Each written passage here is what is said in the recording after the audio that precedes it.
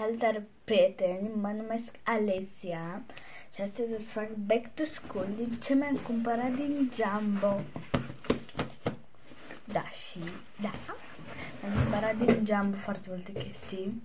Bine, lipici aveam, Farfec aveam, dar aveam și în plenar, dar în fine, haideți să trecem la treabă. Să începem cu acest ghiozdan de la Zara. Deci de la un coleg l-am primit, l-au cumpărat ei de la Zara și noi le-am dat banii cât au costat. Și cam așa arată, e super cute.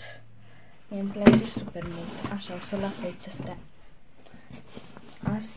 Următoarea este o sticlă cu stici din Jumbo, din Iași mai exact, că atunci trebuie să în Iași să cumpărăm și haine și tot felul. Și era un mall nou și am mers la mall nou și am mers și la Jumbo să cumpărăm tot felul de chestii pentru școală.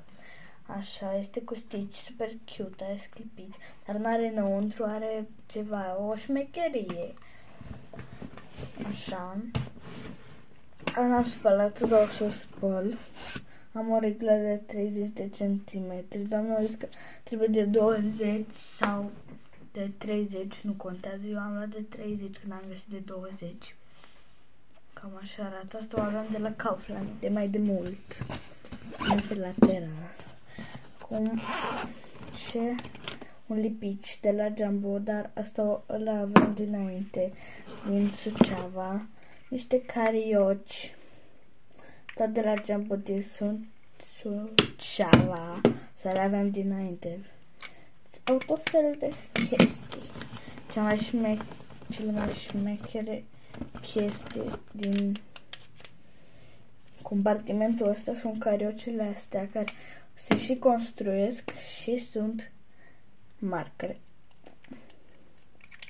Se și construiesc, că eu pot să construiesc ce vreau.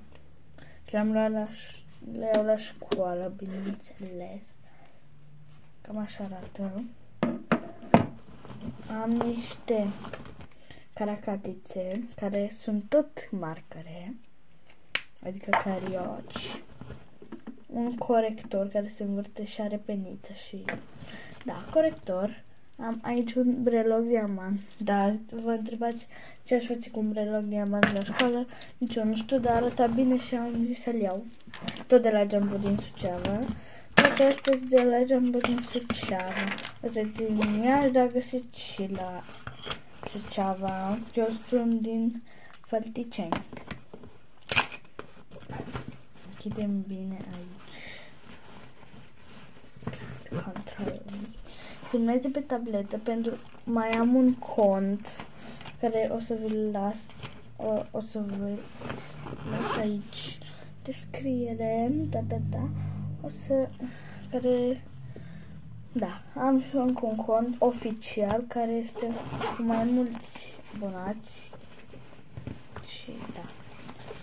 Am aici un carnețel care l-am, uite, am desenat așa, vreau să notez chestiile de la școală, că noi avem un carnețel, adică caiete la școală. Au zis că ne cumpără doamna, noi doar dăm bani în comun și ele ne cumpără. Suntem 26 de elevi în total la școală. Așa, mai am un evantai, că ce știe, vara mi l-am cumpărat acele evantai de iunie și era super cald în clasă, aerul nostru condiționat merge dacă lași o oră sau o oră, ceva gen. Noi lăsăm deschis când mergem la cantină și după aia când venim în clasă e super răcoare. Dar în rest îmi fac eu vânt cu evantai și mai are cineva, dar și l-au luat pe la sfârșitul școlii. Și acest carnețel l-am primit, e tot de la Jumbo, știu sigur, l-am primit de 1 iunie, că am participat la nu știu ce concurs de copii. Da, am participat și primeam câte un premiu fiecare. Am mers cu sora mea, o plâns de o mai cu minte decât de obicei. Așa. Cum lucrul suprem. Acest penar cu stici care pe spate era așa, aici era așa. Pentru că ăsta l-am luat de la Jumbo din Iași. Îmi place super mult Stitch. Am toată casa plină de Stitch și de Cromi. Bine, Cromi mai puțin, dar Stitch. Vezi, dacă te uiți într-un colț, vezi mai Stitch. Și lenjerie de pac Stitch. Deci, da. Așa, prima oară am un stilou care l-am adăugat eu la Big. Astea sunt cele mai bune. Uite, chiar trebuie să-mi pun și un pic. Am uitat pic. Un creion care era din set, doar l-am ascuțit.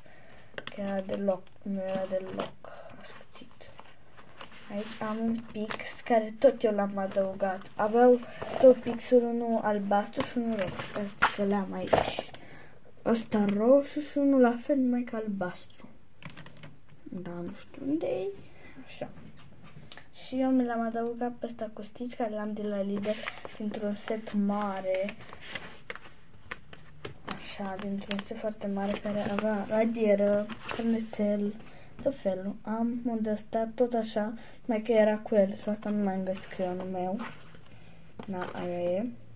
Farfecă care o am de acasă, numai că asta, că mai aveam una, mai că era de plastic și nu mergea. Și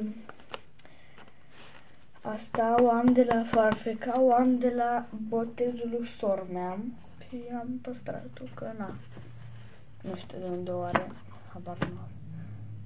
Asta este un Stitch radier care l-am tot de același set cu pixul.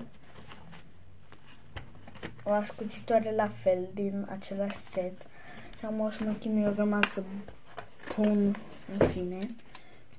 Am o riglă simplă care, uite, pot să nu locuiesc pe aia cu Stitch. Am eu o riglă cu Stitch pe aici, în același set, dar nu știu unde am pus-o.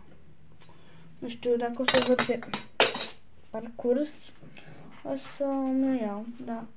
Nu, am pus-o într-un ghiozdan mai mic pentru că mă duc în Franța. Mă duc noaptea asta, mă pornesc de la 2, avem zbor în Iași și trebuie să mergem în Franța, la Disney. Am făcut bagajul, poate să vă arăt și bagajul. Așa.